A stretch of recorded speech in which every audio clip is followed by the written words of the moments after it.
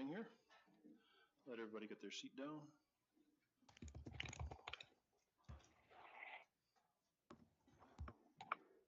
So welcome to the regular council meeting of council, Tuesday, February 28th, 2023.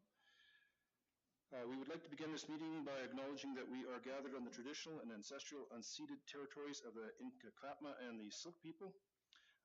Late items, none. Public input, do we have any? I think you might now. Oh, okay. Okay, so no public input.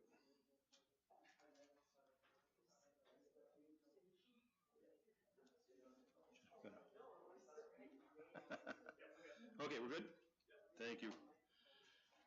Adoption of minutes, 4.1, regular council meeting minutes, February 14th, 2023. This astute group always reads their minutes. Any errors or omissions? Okay, thank you. Recommendation that the minutes of the regular council meeting held on February 14th, 2023 be adopted. Oops, I owe myself $1 now. Councilor Etcher, Councilor Neufeld. Newman's. Yeah, no kidding. And every time I say Councilor Newman's name wrong, I have to add $1 as well. Yeah, public hearing, nothing. Public hearing. General matters. Delegation and recognitions. Tonight, we have Base Coast Festival co-founders Andrea Graham and Liz Thompson to give a presentation on Base Coast 2023. They were supposed to be here, but because the roads are so terrible and they've got snow for the first time in 150 years down on the coast, they can't make it. So we will turn it over to Andrea and Liz. So off you go. Okay, great. If I share my, well, first of all, can you hear me? Yeah, yes, we can. You're nice and loud now. Perfect. And Andrea? I can hear you. Okay, great.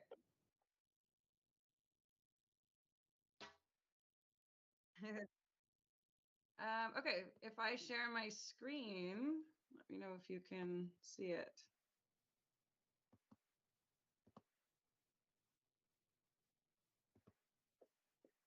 Does it? Okay, well, thank you for having us today.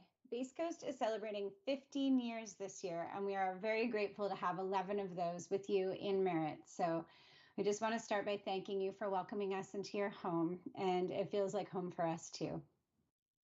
So for 4 days each July, people from around the world travel to Merritt.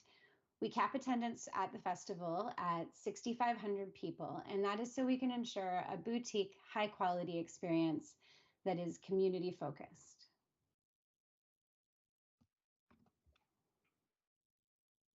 Oh, it won't change the slide. Oh, wait, here we go. There you go. We respectfully acknowledge that the festival grounds is located on the traditional, ancestral, and unceded territory of the Inca Clacmac and the Sioux people. My name is Liz Thompson. I'm a co-founder and art director. My name is Andrea Graham, and I am the co-founder and music director. And also on the call is Anna Hillier, our wonderful production manager. Hello. So what is Base Coast? We are a thoughtfully curated boutique music festival, music and art festival. We're independent, so we have no corporate sponsorship. The festival runs for 4 days. It attracts a global audience. We have 5 stages, 120 performers, over 60 art installations that run through our art grant program. And we also offer over 50 workshops that are free for everybody who's on site. And we are so thankful to be back after the pandemic and the flood. The impact of the flood on the festival grounds was massive. When we first arrived, once the highways opened and we were able to come, it just felt like we doubted the possibility of ever coming back to the site. It was just so drastic. And we really recognize the impact of the flood on the city of Merritt. We came multiple times throughout the year and saw the aftermath and talked to residents, and everyone has a story. And one of our questions we have for you today that you can answer after the presentation or through our website is, how can Base Coast help? So the Merritt economic impact. So each year, participants are invited to fill out a survey, and that helps us understand our economic impact. So in 2022, we estimated that our visitor spend in Merritt alone was $3 million, which brings our total economic impact in Merritt to $3.8 million. Because that also includes our business spending. We love to shop locally. And I think Merritt definitely notices when Base Coast comes to town. We know that Merritt business owners love to see our team shopping in Merritt before and after the show. And on a broader scale, our economic impact in British Columbia is estimated to be around $4.8 million annually. And Base Coasters are very passionate about the local environment. So I thought I'd share some of our environmental initiatives. We have river keepers who patrol the river to ensure that no garbage goes into the cold water. We also have a cold water education series, which is online and through videos, and that's for our volunteers, our crew, and our attendees to learn about the river and how we can protect it. We have workshops on site about local habitat and ecosystems. There's also a sustainability section on our website, which goes into great detail and is really beautiful to explore. So we encourage everyone to go there. For power, last year, we transitioned out of using big generators to power the stages and moved everything onto the grid. So that drastically reduced our fossil fuel usage. We also introduced a shuttle bus program, which we are really hoping grows this year. It was a successful first start to reducing cars on the roads. We have a cigarette butt program, which ensures that all cigarette butts are collected and recycled. And for plastic, we do not allow any of our vendors or our own bars to use plastic water bottles or straws on site, and instead all of our food and drink containers are compostable. Donations. So like we mentioned, this is our 11th year in Merritt. We moved here in 2013. And each year we make donations after the festival and throughout the year. So this is a list of some of the organizations that we've been donating to over the years. But we also know that you guys know Merritt better than anyone. So if you have ideas about organizations or groups who are looking for support, please get in contact with us. We would love to hear your suggestions. We are also looking for local help and providing opportunities for people to get involved in many different ways. So next week, our volunteer applications are opening up. And last year, our local volunteers were rock stars and really helped us out. So we want to encourage anyone interested in the festival to get involved in that way. There's many different aspects of the festival that you can help in and learn about, and it's a really fun experience. We also have many paid positions online right now, so we're looking for a number of different positions. They also will be updated between now and the festival. Specifically for local things, we are looking to source shuttle vans, work trucks, golf carts, lifts, event tents, and also a rental house for 2 weeks in July. So just thought that I'd share those here. And if anyone has any leads or is interested in renting any of those items, please reach out to us. All right. And last but not least, the annual town walkthrough is such a highlight for us. Seeing a large group of Merritt locals walking through the site and enjoying aspects of the festival and checking out the art and stages is so much fun. Each year we invite the council, business owners, and community members to join us, and it's a guided walkthrough. So this year the tour will be on Thursday, July 6th, so mark your calendars. And we'll be sending out invitations closer to the festival. So we really hope that we see all of you there. And that's a wrap for our presentation. So thank you again for having us. We're available for any questions you might have. We will stop our screen share.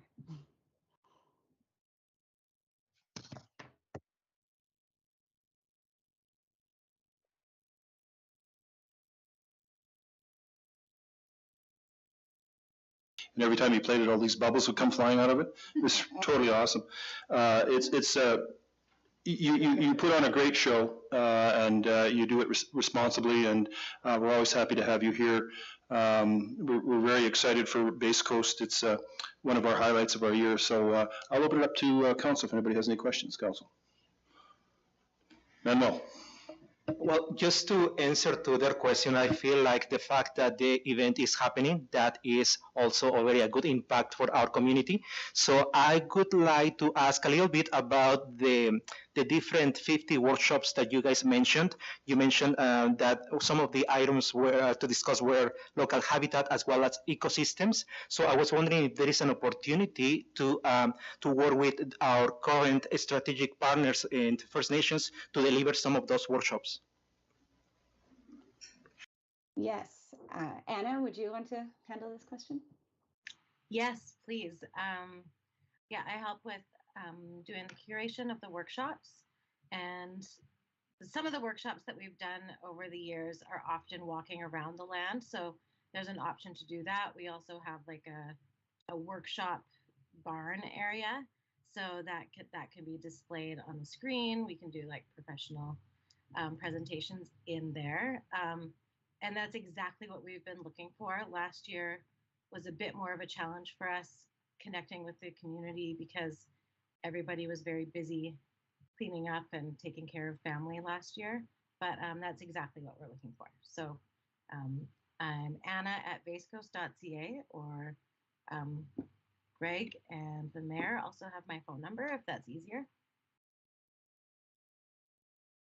Anyone else?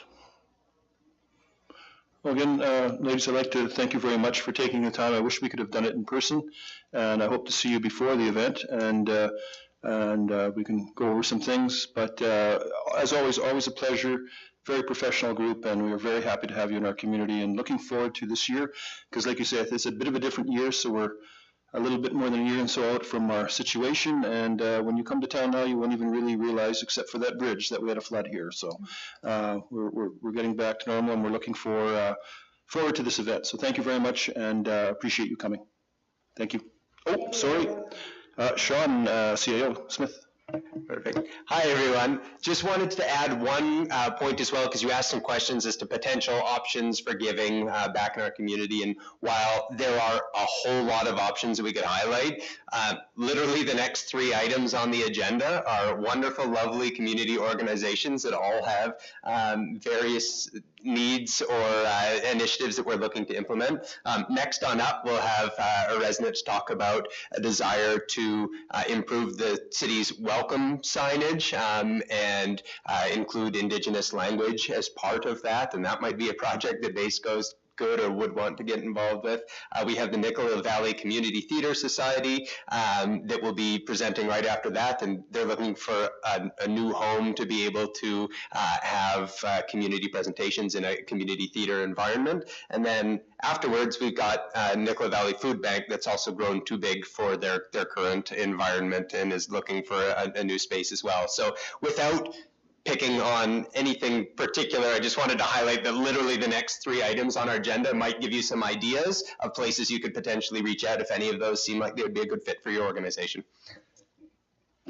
Thanks, CEO. Yes. Very helpful. Thank you.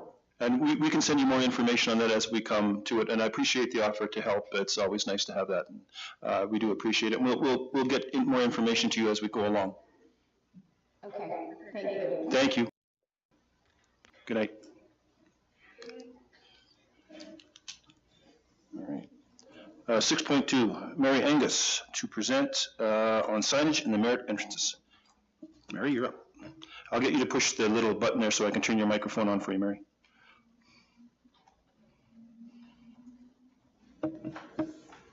Thank you for having me. My name's Mary Angus, and I'm a retired teacher. I was born and raised in Merritt. I moved away to go to university, and then right from university I went to work in Cache Creek for 6 years, and then moved to Kamloops and worked there for another 26 years. And I retired, oh my gosh, it's going on 10 years now. When I retired, I moved back home to Merritt. I was really surprised when I came back. There was not a whole lot of advancement on the acceptability of the First Nation, nor was there anything done with the language ability within the city. And so I rolled up my sleeves, and my now ancestors always said, if there's something that you want done, you go do it. And so here I am. I came to the former council and I did lay this out, but things happened and nothing got done, so it's still on the table. So I thought I'll go to the next best thing. I went to the RCMP detachment and I worked with them. I was able to put some ribbon on their uniforms, made the gals some ribbon skirts. I tried to incorporate the language, and this is a result of it. Now, I did hand this into the front desk, and this is a sticker that's going to go on the business doors within the city. And I am able to speak Sakwapmuk and Lakapmuk, Silk, but I'm not very good at Métis. But anyways, the signage says in Lakapmuk, Iatas Kitsatip. Iatas Kitsatip. It is great that you have come to visit us. And when I was here before, I had this great big huge long blurb that I'm sure no one wanted to try to even attempt. But this breaks it down to the precisity of the Nhlaka'pamux language. And so anyhow, we got a grant with the RCMP, we got a grant and we're able to do this. And so this is now in the works of getting installed on all of the business doors. Okay. So anyhow, he added Skitchadip, and then underneath it says Cook Limbed Siap. Cook Limbed Siap. And that is Okanagan, and it says, we are happy that you have arrived. Whereas my own language, Iadaskichati, it is good that you have come to visit. Now, Your Worship, I do have a copy for you. I've got another, I've done a redo. Okay, and this is what I was actually looking at, and I will pass this around. And what I've done,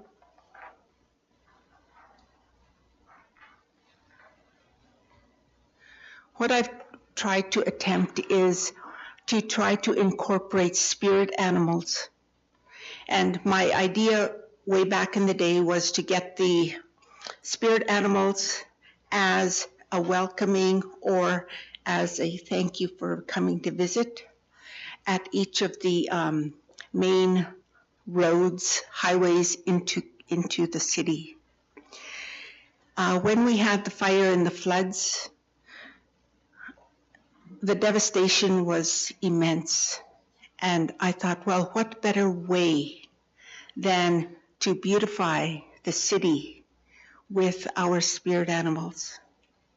And so I did talk to a man named Smoker Marchand, who is from Colville, And he's the one that did the sculptures that you're seeing there in the Okanagan, Kelowna, Osuyus, down in Montana, down up North and South Dakota, and back east. Anyhow, I asked him if I could photocopy his work so that I could use it as a sample. I would like to see some local artists maybe work on it. I've spoken to Highland Valley Copper, and they're willing to help with this, with the metals or even the granite or whatever it is we're going to need. I've been trying to get a hold of Norgard Ready Mix for the cement aspect of it, but I've gotten no return calls. One of the councilmen from the last term had spoken to and had words with the with BC Hydro. So there are some agencies that will help us as we go through this. With the signage, I was kind of hoping that I could, I'm so nervous. Oh, shoot. Anyhow, I was really hoping that I could have something that really gave Merritt pride. And when I say that, I'm thinking 7 generations worth of pride. So what I did was I just chose one family, and I have actually 6 generations here, with one that has no face because I would like it to be for the future, sort of to depict the future. So anyhow, it was just sort of like an idea that I had been sort of working on for quite a while, and it was really hard to sort of break down one family to have like 6 actual generations. And the lady, the oldest lady is the lady that that took cleared land and has a ranch. Her lineage has a ranch now. So anyhow, I guess I'm taking up way too much time, and I apologize for that. But I would also like to incorporate some of our heritage of like basketry, because we are a basket making people. So anyhow, thank you for your time. Well, thank you, Mary. So we've talked, and Yes. you've dropped those signs off with me. Yes. And I'm just making sure, I'm doing a little bit of work to make sure that we have the permission from the 5 bands to put it on our building. I think we need to get permission from them so they're comfortable with it. We do want to do that. Also, we have talked about our entrance signs. Yes. They are coming to end of life in the next little while, and we know that we have to replace them. And I do believe one of our intentions is to have the language of the people of the valley, all the people of the valley on it, and we're looking at some other things as well. Now, when you came to see me, we talked about it, and you said, before I die, I want to see this happen. So you've kind of put me under the gun here. So, Well, you know, I really didn't mean to do that. I'm joking. It's a joke. I'm joking. But no, I appreciate I have to be honest, when you come into Soyuz and you come into West Bank, those sculptures are quite amazing to see. They really are. And I think they would add, not only would it be beautification, but it would be a story why those animals are at certain spots. So I appreciate everything you're doing, and we would continue to work with you to find out how we can continue to move on with it. But it is in our plans, just so you know. So as we start to work there, this is all part of what we plan on doing. Anyone in council have any? Councillor Charney. I think these are great sculptures. Have you approached any of the First Nations to see if they have an interest in having any of the sculptures at the entrance to their reserves? Actually, I have spoken to all 6 communities, because we do also have Antico, which is just a really tiny Cook's Ferry reserve.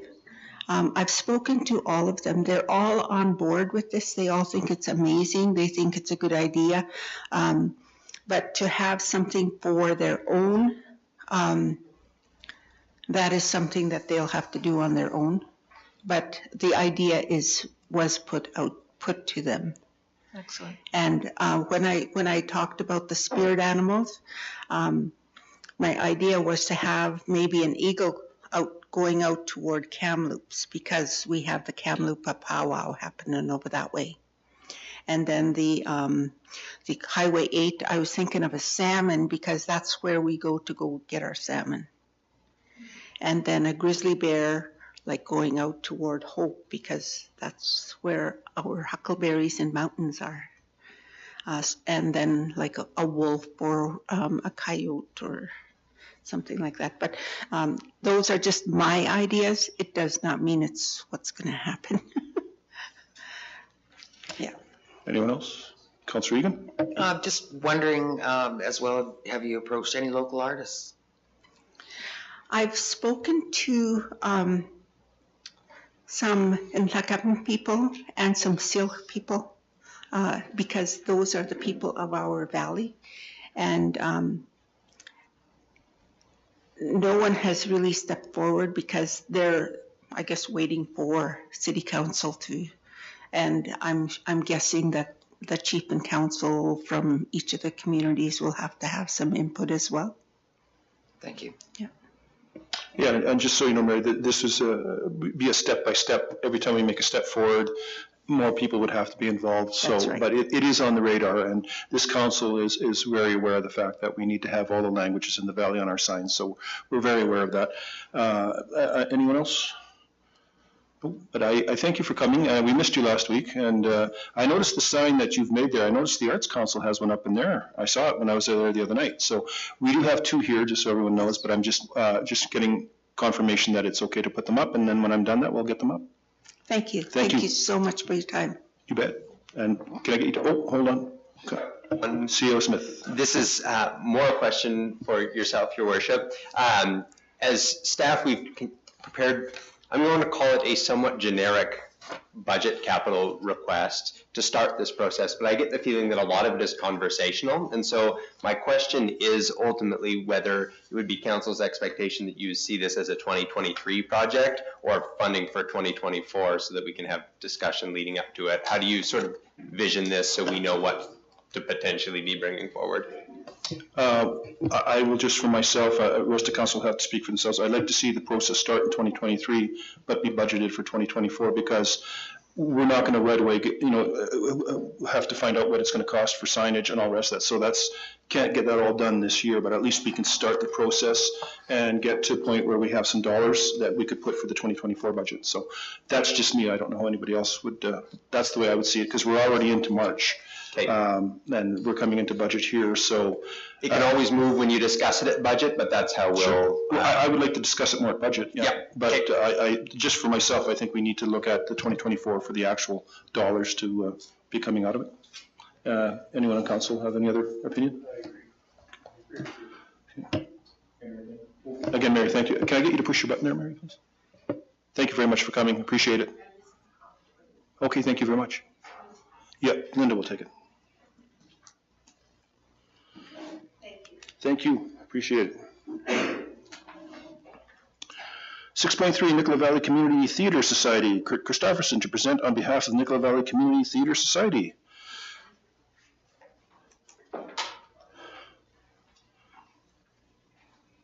I'll get you to push that button there, Councillor.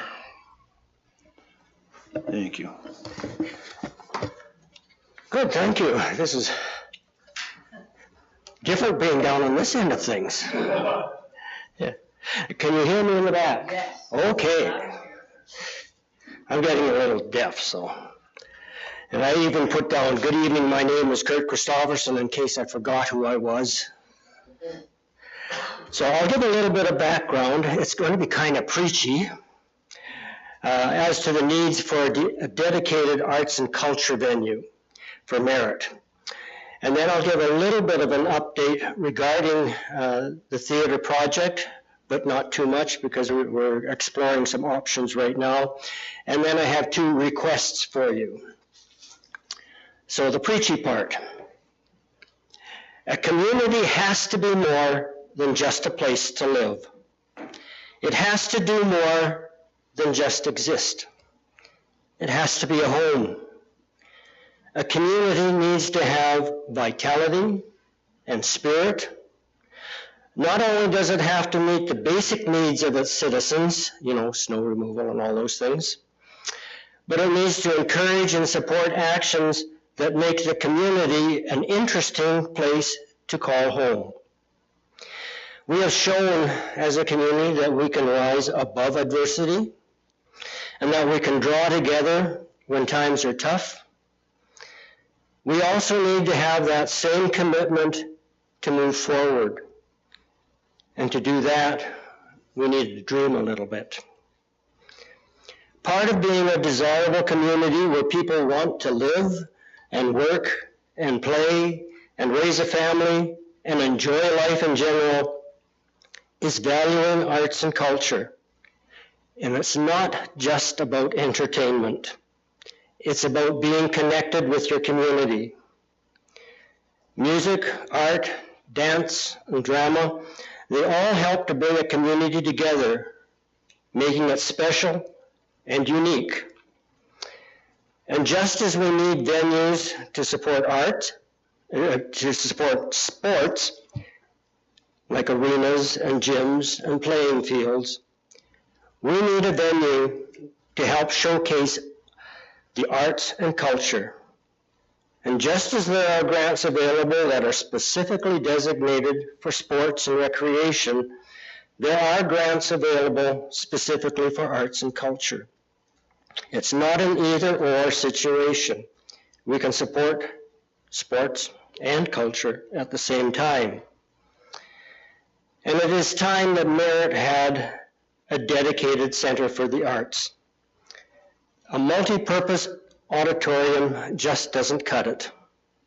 It's the best we have for now, and we're grateful for it. But as amazing and well-used as our Civic Center is, it doesn't have a permanent stage. It doesn't have a quality sound system. It doesn't have proper stage lighting, tiered seating, good sight lines, comfortable seats, or good acoustics. Chairs are set up on the floor, which makes viewing difficult the farther back you are from the stage. The Civic Center is extremely well used. In fact, it is so well used, it's a problem. It's hard to find a time that isn't already booked for other activities. And when we do manage to find a date that works for a cultural event, especially one that requires a stage, other activities are impacted. It takes staff and time to put up and take down the stage, the curtains, the stairs, backdrop. They have to set up and then take down the chairs. The sound system and technicians generally have to come from outside of Merritt, and that also requires setup time and travel time, and we pay for that. Setting up for a concert generally makes the auditorium unavailable for other activities for the whole day. There's also very little storage. Did you know that our marvelous and wonderful and expensive grand piano, which would possibly cost us $80,000 to replace, shares its tiny little storage area with the sports equipment? However, as I mentioned, it is still the best we have at the present time, and we are grateful for it. I remember Harry Croker was condemned, and everybody called it the white elephant when they built the Civic Center. They said it would never, ever be used. Look what happened. So my first request is for a grant in kind for use of the Civic Center, auditorium, and room 4 for a community concert. I apologize for the lateness of this request, but the groundwork for a spring concert didn't occur until well after the December 20th deadline. We haven't had a community concert, a spring concert, in several years. COVID and the flooding certainly wreaked havoc with so much of our lives. But Country Christmas Week showed that the community is hungry for a return to some semblance of normality. Coming together for community functions is very healing, and I ask for your support. And although a generous patron, has made a donation to the Arts Council that should cover the costs, and the Arts Council has offered to be the sponsoring body, I believe this is an opportunity for the city to recognize the tremendous role that arts and culture play in making Merritt a desirable community in which to live. Occasions where local talents are showcased brings the community together in a way that commercial entertainment cannot. It helps us to move forward, especially during the difficult times. And it sends a message that Merritt is alive and well, a great place to live, and that we never give up. The local talent to be showcased in the spring concert will include the community band, which we're very proud of, the community choir, children's choirs, music students, church choirs, individual performers, small groups, such as a ukulele ensemble, and also a flute, cello, viola, and piano quartet, high school students, and so on. I've also asked the Arts Council to display some of its incredible works of art in the building that evening. It will be fun, awesome, entertaining, educational, and good for the community health and well-being. We have an amazing pool of talent in the Nicola Valley, and we need to support it and encourage it if it is to continue. So I invite all of you to the community concert, Thursday, April the 20th at 7 p.m. in the Civic Center. Admission is free, but donations are welcome. So come and celebrate Merritt with us. As to the Theater Society, the Theater Society has not given up on its quest. It has never swayed from its original goal of attaining a proper, dedicated performing arts venue for Merritt. But how to get there has certainly taken a few unexpected turns. We had expected at one time that the movie theater, along with the performing arts venue, would provide a source of revenue. But I think COVID and recent developments in the music industry has certainly put that option to the side. But like Merritt, we never give up. At a later date, I would like to share with Council a more detailed look at two options the Society is exploring that may move us closer to a dedicated venue for Merritt. And that brings me to my second request for tonight, which is I would ask Council to consider appointing a member of Council as a liaison with the Society so that Council can be kept informed of the developments, including design and possible sources of funding. Together, we are stronger. Thank you. Thank you very much, Kurt. Just a couple quick questions. The in-kind grant, that would be the whole place again? That would just be for the auditorium in room 4. Oh, auditorium in room 4. Okay. Yeah. And I guess we need to use the foyer to get in there. Yeah. Okay, auditorium room 4. Okay, yeah, so the green room, basically. Okay. Councillor CEO Smith. Dang, I do that every time, sorry. Do not upgrade me to a councillor just yet. Thank you, Your Worship. I did want to add as well that the Theatre Society, in conjunction with the Arts Council, have submitted a grant and aid application, which will be coming forward at the next council meeting for your consideration. Or you can just say yes now too if you want and you don't care. But if you want to see the application, it would be coming at the next council meeting. So I guess my question would now go to Norm.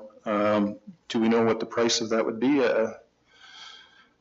Okay, so. $663. There you go. What do we have in our funds after everything, Norm, or, do you know? After last time? Yeah. We still have the council contingency. Okay. Councillor Newman, I will hand it to you. Just my question was very much in line with the application that's coming forward at the next meeting. Is there any urgency on having that approved prior to the next council meeting when all the documentation's there? So you're all right that if we take that into consideration at the next meeting? Yeah. Perfect, thank you. We don't have to pay for the sound system or anything until the actual date, so. Excellent, okay, no, that's one. And question number 2 is just following up on the council liaison, your meeting schedule and when and where those meetings are. We always had our meetings every second week for years and years and years, but with all the changes in the recent time, we only call the meetings as they're needed. And basically, we're doing some hard investigating right now. We've already, well, I don't want to give away everything, but we have some options that are capable of moving this project along quite quickly. And with the liaison, it might not be necessary to even attend meetings, but what it would be a point person that I can give regular reports to of where we're at and what the developments are. And as an example, the Theatre Society has already paid to have a structural analysis of the Civic Center as one option to see whether it can even be added on to, and we paid for that. It's over and done with, and the news was good that there's nothing structurally wrong with the building, that it could be added on to and so on. And there's another option, but until we've gone a little bit further, I don't want to announce anything publicly. Okay, so what we'll do is maybe send me some information on the liaison issue. I will put it up to council, see who's interested. I don't think we'd have a problem getting someone on, but I want to give fair play to everybody at the table here that wants to put their name forward. So if you could give me that information, we'll get it out to council and definitely get somebody at the liaison, because I think liaison is important. It's a very important thing to have, and that way we can stay abreast of what's happening with this Theatre Society. So I think it's a great idea. So if you get me that information, I'll throw it out to everybody here. And I will do it. And we will, like CEO Smith said, we will have the request on our next council meeting. So thank you very much. Any other questions for? Oh, Councilor. And just to follow up on the mayor's comments there, I think at any given time, if you ever want a council member at any of your meetings, I think just seeing any of us at any given time, we're pretty receptive as well too. So. Oh, good. Good, thank you. It all depends how much you want to feed all of us when we show up. But yeah, no, that's for any group too. Like if you want just inviting council, but a liaison still is important. I think that gets the message that you want transferred to us, not one that we hear and not really sure. But yeah, definitely we'd be more than happy to. It's the same when the Arts Council invites us all to their events, and it's nice to have. So. Well, I would love to see you all there, and while you're there, just kind of look around and go, gee, what would this be like where you can actually see the concert? And what would this be like if you can hear quality sound? And what can, just... You do remember I was one of the first ones to sign up to become a member of the Theatre Society. I certainly do. And my wife as well. Good. So, yeah, if you come to the community concert, you'll have a good time. I'm always thrilled with the quality of the talent that is in this town, and I would do anything in my power to keep that going. And it is a problem. I won't rattle on, but I know that do you know there's no pianos in any of the schools anymore? Mm-hmm. And to me, if we want to have a future that includes all the potential talent, we have to encourage it somehow. So thank you for listening tonight. Don't go anywhere. I've got two members here. Councillor Oldham. So regarding the Theater Society, I just want to mention that I have been aware of all the work that the society has done to make this possible, and I'm happy to hear that it's still, in the work in progress, and I hope that everything will come the way that you expect. After a few years of being kind of discouraged about how things were going, I will share that I'm absolutely thrilled with the direction that we're going now and the responses that we're getting. So keep your fingers crossed. Okay. That's it. Just one quick last question. I'm just wondering what the membership is for the Theater Society. We haven't done a membership drive. It was about 600 a few years ago, but I'm not sure how current that is because people move and. Now, correct me if I'm wrong, but there has to be a certain number reached for you to start going after bigger donations, correct? As far as membership, I have to believe you have to get over 1,000. Is that the? I don't know if there's a significant number for it. Because at one time I believe there was. We were getting up close to that, but we haven't renewed it for a long time until we had something solid to offer. Sure. There was no point in trying to beat it. So. Thank you, Kurt. Thank you for the presentation. Appreciate it. Thank you very much for listening. Yeah. Have a good night. Yeah. It's nice being down at this end. Yeah, now you can go home. I'll get you to push your button there, Kurt. Thank you. Thank you very much. Thank you very much for that. Unfinished business, 7.1. Nicola Valley Food Bank, at the February 14th meeting, 2023, Council, Deanna Palmgren presented as a delegation to Council. This is an opportunity for Council to discuss her presentation. The recommendation is that Council instruct staff to write any necessary letters to support the aid the Nicola Valley Food Bank in their relocation, and for the Economic Development Department to provide assistance as appropriate in identifying appropriate locations. Can I have a mover on that? Councillor Hogan, do I have a seconder? Councillor Newman? And you're up. Second for discussion, thank you. I'm just curious when these letters, just because this is something that hasn't necessarily come forward in the past, when these letters are written for support, will they be CC'd to Council so we know what exactly we are supporting prior to them being sent? Mr. Through your worship to Councillor Newman, yes, the letters of support policy that has been adopted by Council states that when letters of support are requested by organisations and they are not in conflict with already existing adopted policy, and say they're not in competition by applying for the same grant stream that a council, the department is already applying for, then we can issue the letters of support without first coming to Council for additional authorisation, and any letters that are issued on that basis get included automatically in the next Council agenda as information items. So if you provided us with instruction at this point to write any necessary letters of support, that would go a little bit further than essentially that existing policy, but similarly we would make sure the Council got to see all of those. Thank you. On the question, all those in favour? Oh, sorry.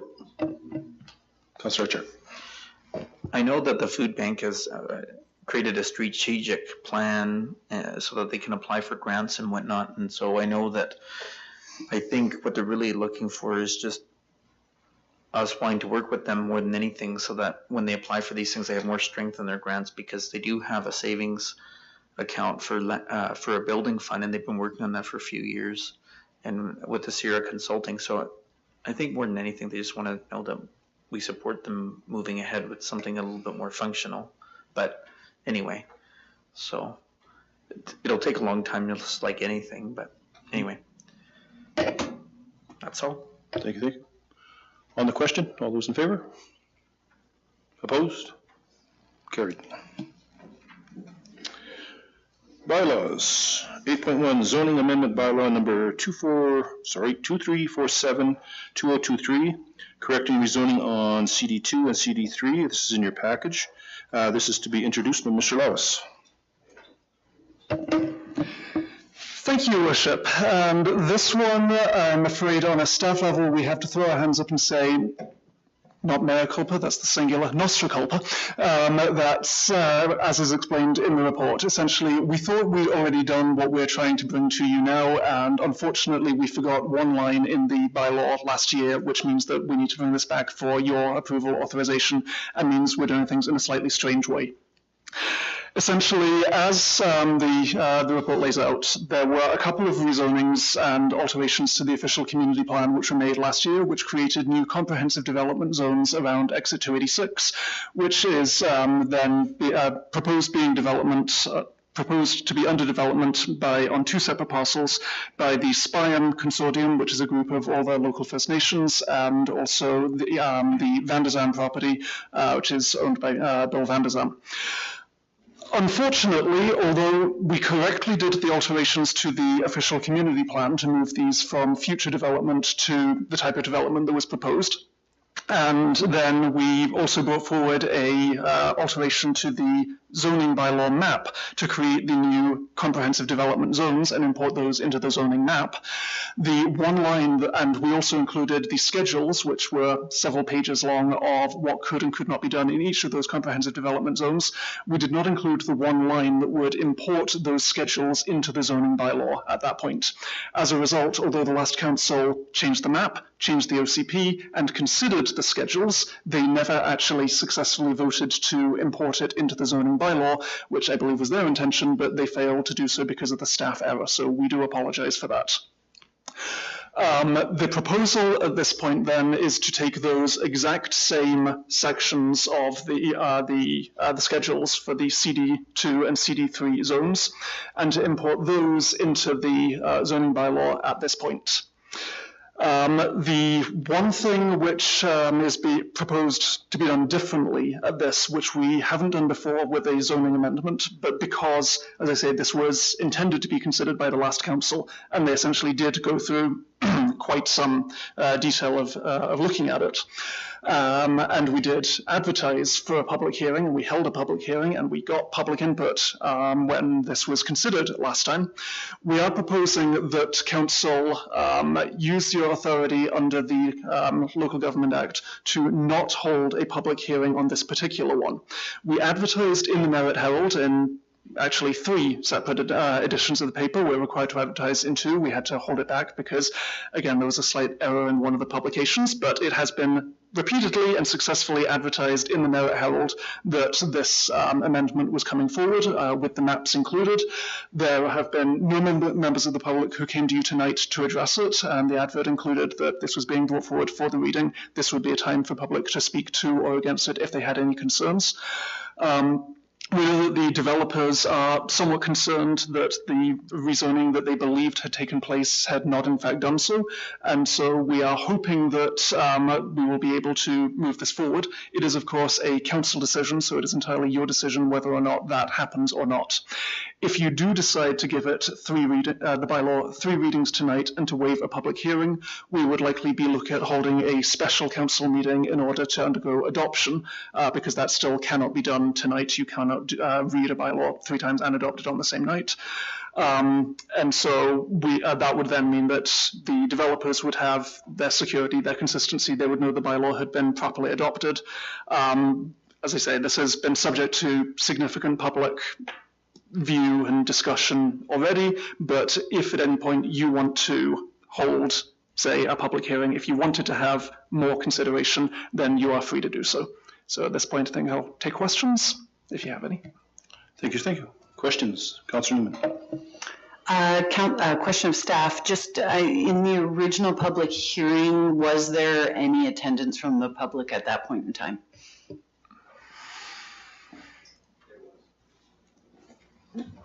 These were separate public hearings for each of them. The first one did have public attendance and the second one did not.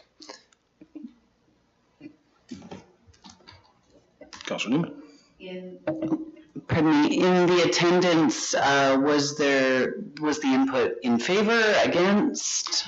I don't recall the specific public hearing input that was provided at those meetings. I can only speak to what the ultimate outcome or decision of council was, so my apologies for not. No, fair. And one last question, just again, much like earlier, is there any, if we were to go forward with a public hearing to follow obviously everything that we should be doing, is there any deadlines or anything, will this affect any sort of development or anything going forward if we were to wait and actually do a public hearing?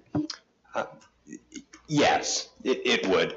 As it stands right now, we're obtaining kind of the final permits, part of which was the letter that was coming from the last one, which has gone out, but we'll hear back and ultimately bring forward to council. But when we receive those permits, as well as the completion of this zoning, which we still need, as Greg mentioned here, we still need one meeting to do. We have to get Ministry of Transportation approval, then bring it back at the next meeting.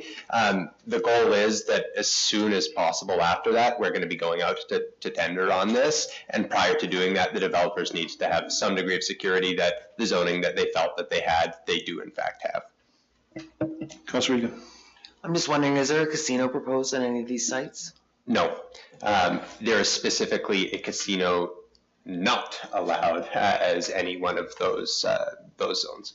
Thanks. So initially that was part of the development proposal. It was specifically removed at the request and on consultation with the BC Gaming Commission. So thank you. Thank you. Councilor Rogan. So it's my understanding that you guys have already advertised 2 times throughout the month of February. So, and also I understand that the public had the opportunity to attend tonight's meeting. So nobody's here, to speak about that specific item. So, and understanding also that there was a public hearing, in the past. So I don't have any opposition to move forward with the recommendation. Thank you. And one thing that I actually wanted to flag is one of the major things that the province implemented with this section in bringing forward the Local Government Act is where something is consistent with the official community plan, because there is a lot of required robust consultation that you need to do in order to go through the official community plan. They're kind of wanting to see more municipalities say, that's your consultation. Let's not hold up development procedures by having a public hearing on every single application. And so I think that this is something that very likely as a result of the Housing Supply Act, we're probably going to have more pressure to do, not less pressure to do, where it's consistent with the official community plan. So this is very much a requirement, or not a requirement, it's one of the options that's put forward in the community charter or in the Local Government Act that just really hasn't been used all that much. And we thought if there's ever a case to use it, it's where we made the screw up in the first place and it was already done. So we're giving it a test run for the province. Councilor Egan. Okay, just to go back again to the community hearings that you did have, you said there was no attendance at one of the hearings. Which one was that? So it was, I can only speak to the chronological order. It was the second hearing, to my recollection. The way that this was, I think, set up is a lot of people sort of viewed this as a single development, a single application. And so when people came, they were largely speaking to the overall development at Exit 286. And maybe not necessarily to the specific rezoning of either parcel. If I'll lean on Councillor Etchart, if you have any other recollection that's different than mine, because I will acknowledge I did not study up on the specific comments or what was said. But if you would like that, or if it's important, I'm happy to follow up with more information there. Well, there was a lot of people that had their comments on the land and how things would change, and we had to remove the one section where the tourist information booth was, I think, from the ALR to get the exemption, which was approved. And we had advertised and had sought comments, and people had their opportunity to comment on it. So I remember there being some information for the one, but not so many comments on Hamilton Hill specifically. But we had a lot of information circulating last year as well. So, but people did have the opportunity to bring their comments last year, and those were discussed. Okay, well, I'm here to tell you that I called the mayor last year in early February, late January, and asked to be able to speak to those developments. And she told me at that time that any comments that I had to say were moot because everything had been already decided. So, and I have gone around to a lot of local businessmen because I am a business owner myself, and I would have thought that because 286 is going to definitely affect the downtown of Merritt and all of our businesses, because it's just going to be a pass-through for tourists to stop, eat, fill up, just like they do at the other entrance, or the other, whatever you want to call it, gasoline alley. And we were never given notice. Now, I understand that you say that all these hearings were listed in the paper, but you know what? Last year, as long as everybody else, we were concentrating on getting our businesses back. I hardly read the paper at all. I listened to the news, I listened to the radio, and that's where my focus was. So I think that the council or the city should have sent out letters to individual businesses downtown to let them know that this was going to happen. And if they wanted to have their voices heard, be at this meeting. I never heard from anybody.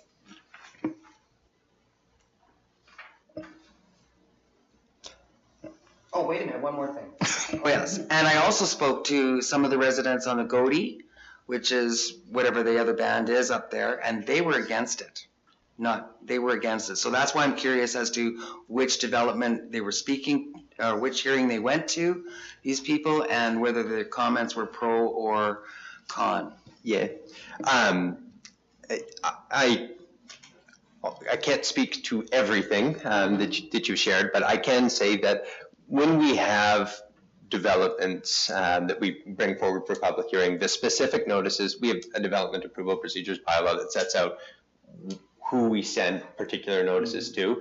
And I think, first off, council can change that practice as to who gets development notices. I think that it's not necessarily staff's job to pick and choose which ones we're going to change that practice for.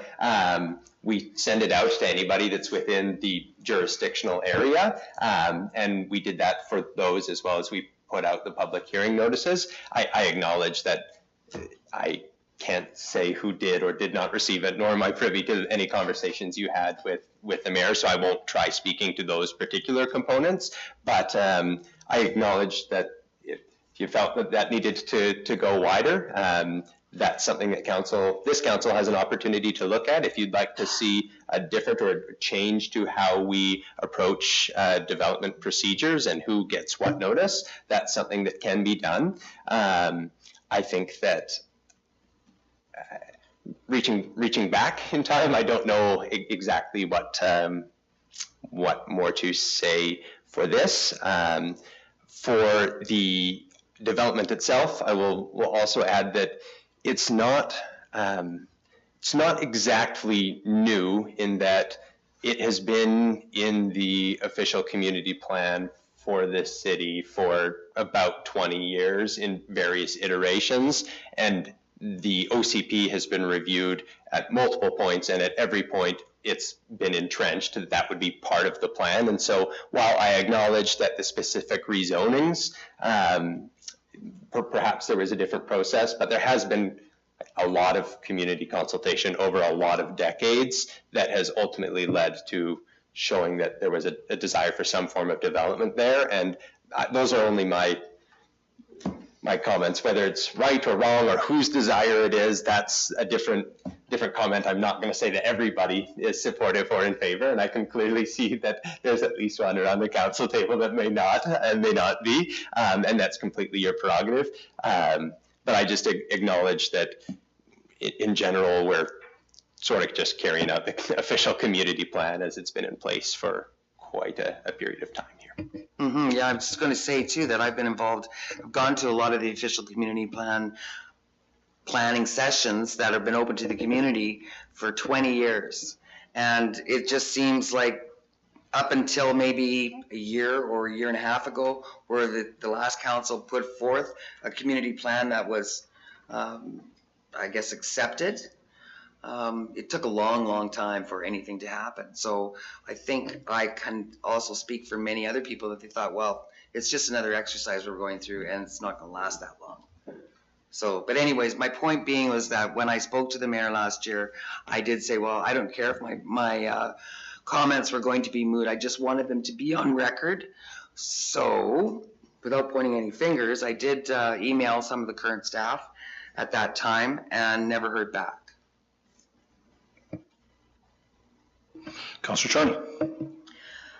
I think we have to look at that. Last council did approve it. The intent was to approve all of this. There was a language breakdown, but the intent was to pass this. So I think we have to go with what last council passed. And I don't see the necessity of having a public hearing. That's how I feel. So, we have recommendation that council give first reading to zoning amendment bylaw number 2347-2023. Do I have a mover? Councillor Etchart, seconder Councillor Ogan. All those in favor? Opposed? Move on to. Can I have a mover on 2? Councillor Charney, Councillor Etchart. All those in favor? Opposed? On 3, Councillor Newman, Councillor Etchart. All those in favor? Opposed? Thank you.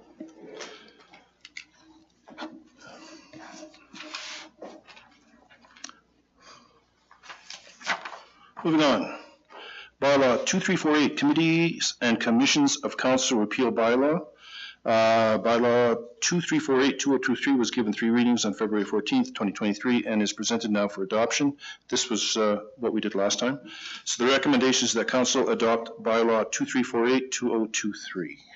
Yeah. Councillor Petrosi, Councillor. Yeah. Any questions on this?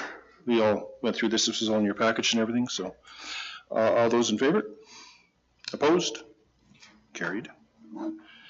8.3, Bylaw 2346-2023, 2022, 2026, Financial Plan Amendment Adoption. Was given 3 readings on February 14th, 2023, and is presented now for adoption. Recommendation that Council adopt Bylaw 2346-2023. Councillor Petrosi, Councillor Ogan. Any questions? All those in favor? Opposed? New business, moving on. New business. 2023 Housing BC Together Conference to be introduced by Miss Brick, sorry. There we are. Thank you, Your Worship. This report is put before Council. It's in regards to the 2023 Housing BC Together Conference. A member of Council was invited to attend the conference in Vancouver on April 4th and 5th. And as per the Council policy, any conference attendance that is outside of SILGA, UBCM, or FCM must come before Council for approval. That's why this report is before you tonight. I'll support that we send Councillor Charney to this event. I think we were probably all CC'd on it, and I think we stand to gain some valuable information from this conference. So you're going to move the recommendation? Absolutely. Councillor Newman, Councillor Egan, and that the funds be allocated from the Council Conferences and Seminars account. So that's all good to go. All those in favor? Opposed? I'm seeing none. Have fun. Bring me back a t-shirt. Notice of motion. Anyone? Nothing? Nothing? Reports from Council. Well, I'll go first. Did the coldest night of the year on Saturday. It was great, lots of attendance. I only walked like a kilometer and a half and then had to bail out because I had to be over at the rodeo fundraiser at the Grand. Excellent steak dinner. Your cooks are amazing. It was really well attended. And then over to the arena for the Ty Posabon mental health night, which was very enjoyable. And then this afternoon I was over at the transitional housing orientation, meeting some of the families that will be moving into their trailers fairly quickly. So I really enjoyed doing that. That was a lot of fun. But that's it for me. Anyone else? Councillor Charney. I was a participant in the webinar with the decriminalization of drugs. That was very interesting. Had some questions that I spoke to our CAO about. Not all of us, but quite a few council attended the council to council with First Nations. That was very informative. I'm a liaison with the Nicola Valley Transportation Society, so I had I went to their monthly meeting last week. and again had questions for CAO. And I also attended the local health planning table. And there was a lot of information coming from all directions on that table. And I also attended the walk, the coldest night of the year, and with Councillor Etchart and Mayor Getz. And Councillor Etchart and I walked all the way up to McDonald's and back, and we had a good conversation, and it was great. So hope to see everyone next year on that walk. Okay. Anyone else? Councillor Newman. All right, so my apologies on this one. I typed it up because it is a lengthy one. The last couple of weeks have been busy, I think, for all of us. February 15th, I attend, right after our last council meeting, I did attend the food bank monthly meeting for following up on their attendance at the February 14th meeting. As per earlier in the agenda, they did provide very quickly all the additional information that was requested from council, which was nice to see. And again, following up on what Councillor Etchart said earlier, they are looking for a letter of support just for council's support overall on their endeavors looking for a new location. They are having their AGM. It will be March 22nd at the Civic Center. I believe that got booked after their last meeting. So if anything changes, hopefully we will be notified, but otherwise it is March 22nd in the evening at the Civic Center, and they don't have their April meeting date set yet. When that comes forward, I will let anybody know if it gets to me before everybody else. Again, Councillor Charney mentioned the C2C forum that was held on the 16th of February, which I just need to say that I was overwhelmed with the attendance at that meeting. I was very happy to see that all the bands were there. There was representation fairly across the table, and I was very happy to see the amount of enthusiasm on wanting to go forward with a memorandum of understanding. Now, one thing that was mentioned at that meeting, we were, and my understanding is through First Nations and Indigenous communities, they did extend the invitation to us to show up to their territories. So I would like to put forward a motion that we send a letter of thanks for that community-to-community forum and suggest a time and a date for attending a meeting on their territory. Quite often when that offer is sent and verbal to us, that is their offer for us, and I just want to be sure that we don't miss any opportunities that are set, maybe not as a whole group, but whether it be one council to another council, but I would like to see a letter of thanks sent to all of them and try to schedule a secondary meeting if at all possible. So that's a motion. First of all, we'll say CO Smith. Yeah, I just wanting to nail down the content, because we definitely sent letters of thanks to each of the bands following that. So if you can speak to what was in that letter, Linda. Following the event, a letter of thanks was sent to each of the bands on behalf of Mayor and Council. It was signed by the Mayor. And we are following up with each band to organize the next event and schedule individual meetings, so that is ongoing. And just to let you know that we were involved with Upper Nicola. CAO Smith and I were invited to one of their council meetings through Zoom, which we attended, and we appreciated that. So that's already kind of happened already. I don't want to rain on your thing here, but just to let you know that's already happened. CAO Smith. Perfect. The one thing that I'll say, because I'm going to telepathically read Councillor Newman's mind and say that I think that any of these letters that we have that go out on behalf of council, if we can just make sure that they're information items on the next agenda, that way council can be aware as to what those items are, that will be awesome. The other thing that I wanted to just ask a question on before you continue, Councillor Newman, and this might be for Councillor Etchart as well. With the resolution that was approved earlier to have staff support any grant applications from the for the food bank, am I getting the feeling that really what they want is a general letter of support, not a grant specific letter of support? Is that what I'm hearing? Mm-hmm. Okay. That we'll take care of that. Thank you for the clarification on the instruction. Well, when I was part of the board, they had gotten a grant from the city, and they worked with Sienna Consulting to do the financial plan and strategic plan to see where they could move forward. And they put a lot of effort into it, which of course they would need with any grant applications that they would do. And just like we need to have some of a, say 20% of the total project level, if they're going to apply for anything through any of the funds available, they need to have a set plan and show that they're working with the community. So, and they've really made a good effort in the last couple of years, and that's a positive. So I think that's what they're really looking for. And that's all I'll say about that, because I'll wait my turn for information. Yes, so sorry, and yeah, no, that is absolutely, their meeting was exceptionally ran, and I look forward to their next meeting. So yep, just a letter of support. But going on, thank you very much, Ms. Breck, for that.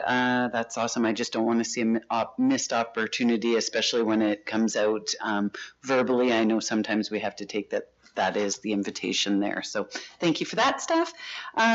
So February 17th, we did, the mayor and Councillor Etchert and myself, we did attend the Nicola Valley Arts Council evening, and it was, as always, wonderful. So that was, and well attended too by the public.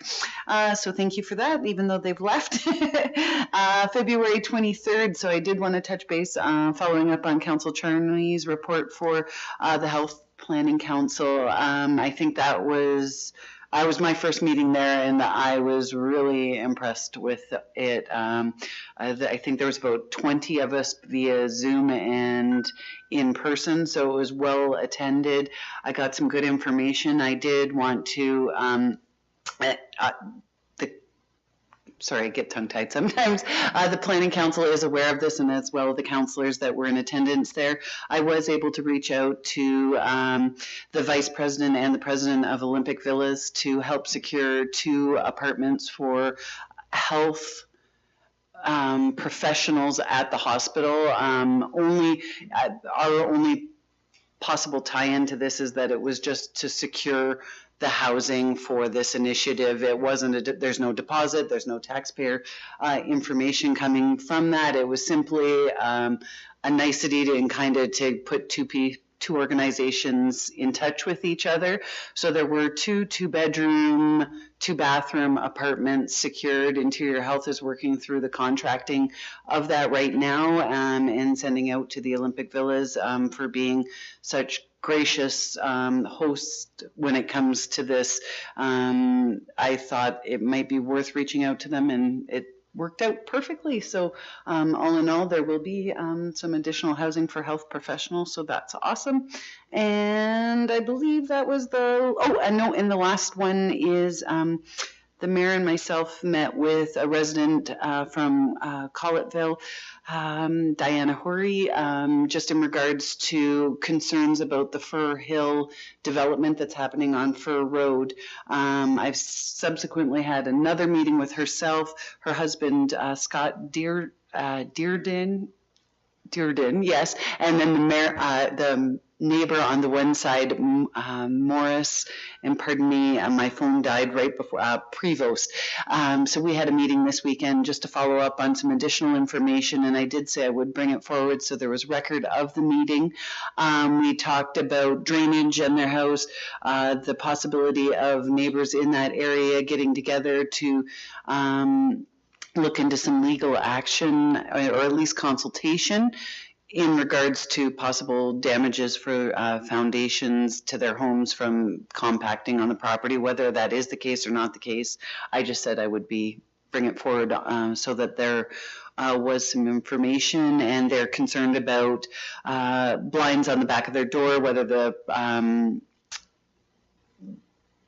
verandas have glass balconies so that they can see directly into their yard. Obviously things that are not necessarily council's interest, but at the same time it's something, our residents are concerned with it. So we are going to do a little digging through our development services to see what we can do, and if anything can be considered from the development. I've put them in touch with the developers as well, and we'll go from there. So thank you. Councillor Richard. Well, the last 2 weeks has been pretty busy. February has been the longest 3 months of my life, or so it seems. There was a lot going on, as of course everyone has already said. I was at the same things that Councillor Newman already mentioned. I also saw your resident on Morrissey as well.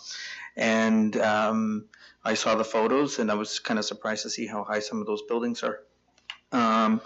I went on the walk, that was great. I also got to attend the ESS meeting last week, and it was really nice to see a lot of residents looking to volunteer for emergency services, which is nice because being everything that we've gone through, I think it's really important for us to be aware of the planning that we need to do or be prepared for just in case we're in need or another community. But yeah, it was a great month, busy, and kind of happy to see that we're getting into spring and the days are getting longer. So that's all I have. Thanks. Anyone else? And Councillor Newman jogged my memory. This week I had a meeting with Susan Brown, President of IHA, and her Vice President, as well as their Communications Manager, and we are formulating a plan on keeping our hospital open, and I think we're making some great strides on that. So she heard my concerns, and I heard her concerns, and we will continue to meet, and she is quite confident that we can get this problem solved. So I will be working through her quite a bit, and her Vice President quite a bit, to get this taken care of. So we are moving in that direction. And thank you for your work on that, Councillor Newman. I appreciate it. Information items. Now we have some information items in your package. The 12.1, the J. Barley disqualification. Mr. Lawis is here for any questions, or if Mr. Lawis would like to address something, here we are. Thank you, Your Worship. This is just a follow-up from the information item which was present on the last one. Similarly, it's required by law to be presented at a meeting, open meeting of the authority in question.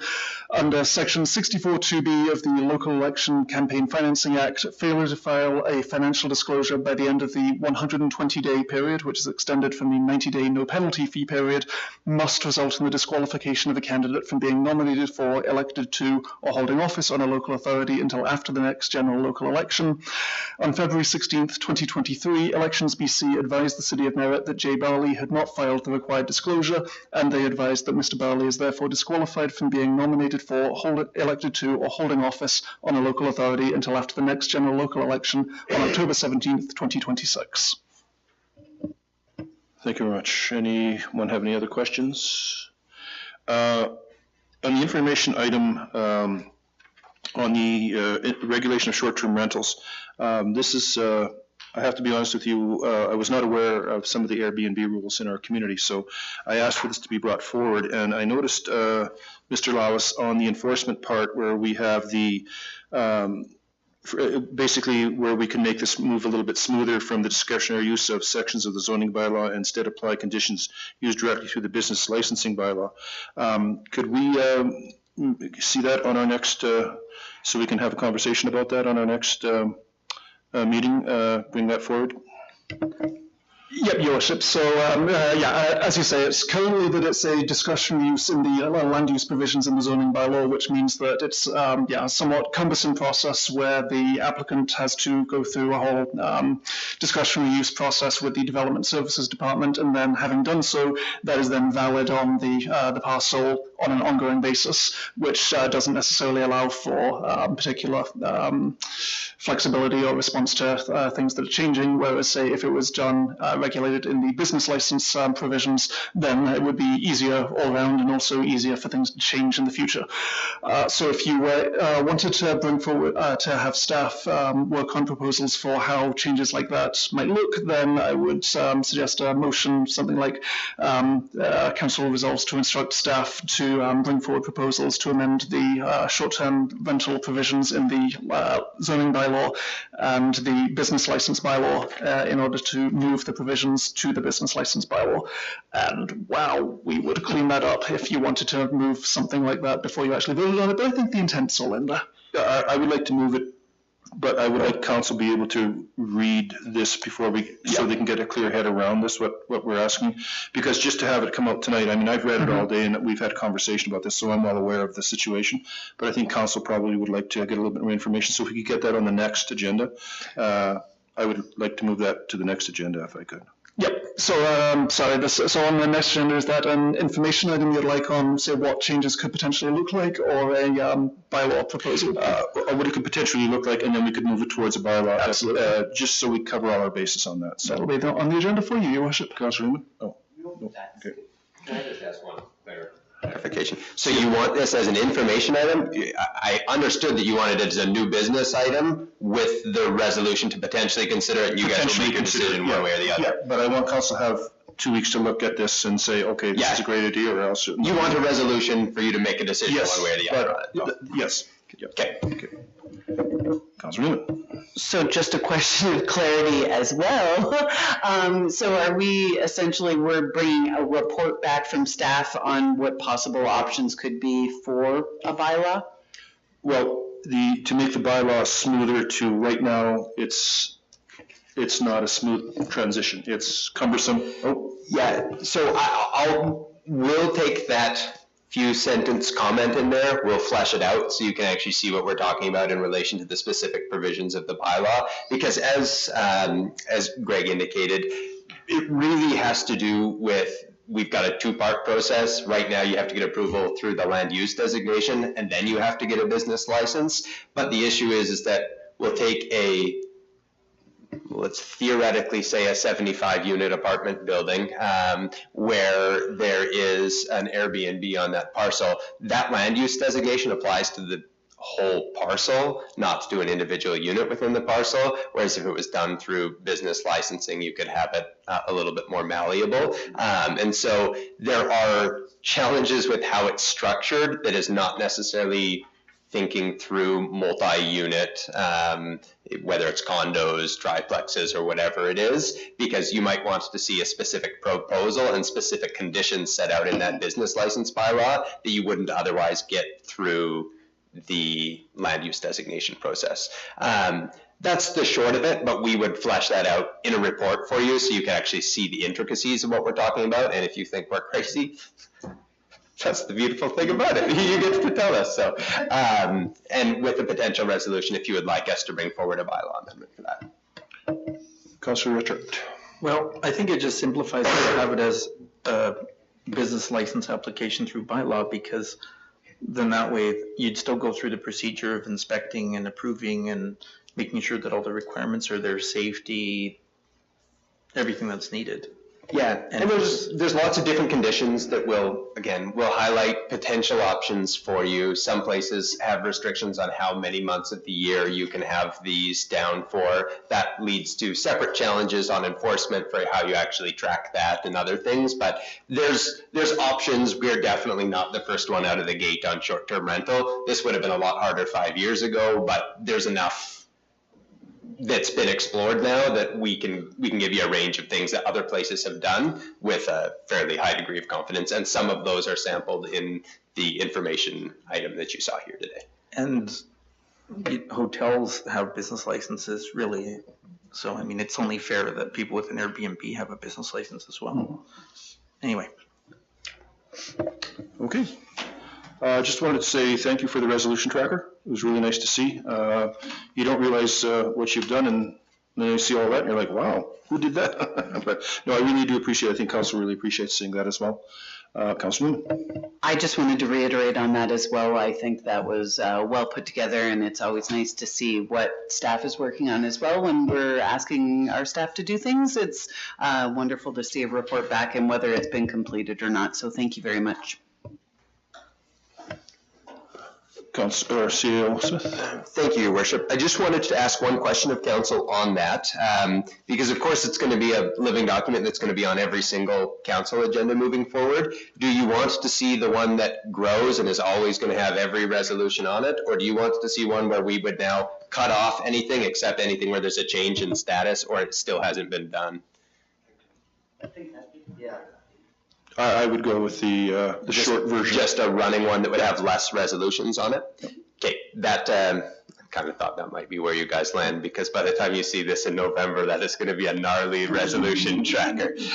So anything where there's been a change in status, a new resolution change in status, or it's still incomplete, we'll leave on there. We'll pull all the other ones that are completed, and you've already seen them off. I also will add for you guys that next council meeting will be the first one where we'll, not the first one, we'll reintroduce the CAO report, which will have reports coming from every individual department as well, with some operational plans, stats, what's happened over the course of the previous month. So you can anticipate that as part of our standing information items that will happen on the first council meeting of every month. So, motion to adjourn? We are adjourned.